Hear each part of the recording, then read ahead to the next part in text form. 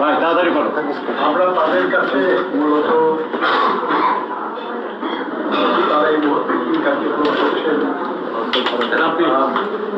জাতীয় নির্বাচনের বিষয়ে হাইটা করতেছে কেন? ভাই ভাই আমার বলেন না।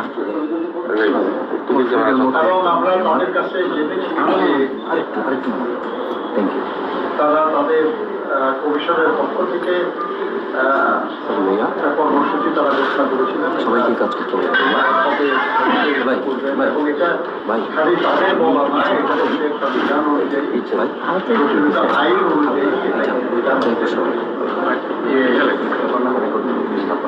ফেব্রুয়ারির মধ্যে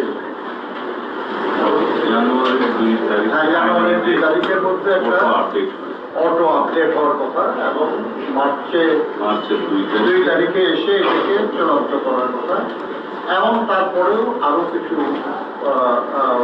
কার্যক্রম আছে। এই কার্যক্রম তারা পরিচালনা করেছেন এবং তারা যেহেতু আমরা জানলাম আর কি যে প্রায় 30 লক্ষ নতুন আগামী দিনে হবে এগুলো তালিকা বার করেছিল। তাদেরকে ভোটার আগে করা হয়নি তারা। আর এই সময় যে তালিকাটা করা হলো এখানে নতুন যারা হবে এরা হলো বাদ পড়া। আর নতুন যেগুলেন সেগুলেন কিন্তু এখন ভোটার হবে না। এটা 18 বছর হবে আগামী বছর 1 ফেব্রুয়ারি 1 জানুয়ারি 18 বছর। কাজে ওটা হিসাবে না, হিসাব হলো বাদ পড়া ছিল প্রায় 30 লক্ষ ভোটার তালিকায় যুক্ত হবে। আবার এর মধ্যে আপনার 15 লক্ষ মতো বাদ পড়ে যাবে কারণ তারা মারা গেছে, মৃত। তাহলে আলটিমেটলি প্রায় 15 লক্ষের মতো ভোটার বিদ্যমান যে তালিকা ছিল ওই তালিকা তবে এটা কিছু বাড়ার সম্ভাবনা আছে। এই কারণে যে আপনারা জানেন যে তারা নতুন মারা গেছে যে তালিকা, এই তালিকাটা তারা করেছে ইউনিয়ন পরিষদের যে মৃত ব্যক্তিদের যে রেজিস্ট্রেশন তার ভিত্তিতে। আমরা সবাই জানি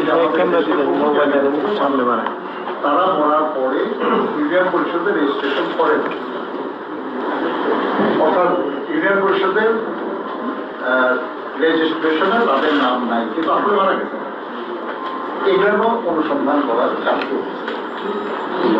তো এইসব মিলে তারা আমাদের কাছে মনে হয়েছে তাদের কথায় যে আগামী মে মাসের মধ্যে তারা পরিপূর্ণভাবে প্রস্তুত হবেন voter list, updated voter list দিয়ে নির্বাচন অনুষ্ঠানের বিষয়ে। তবে এই ব্যাপারে সিদ্ধান্ত দেওয়ার ক্ষমতা এখন তাদের নাই, কারণ দেশের প্রচলিত সংবিধান আইন হলে আপনারা জানেন আর কি যে একটা সরকার পদত্যাগ করলে তার 90 দিনের মধ্যে নির্বাচন করার কথা, এটা আইন। কিন্তু এখন তো ঠিক ওই আইনের দেশ চলছে না, তাই না?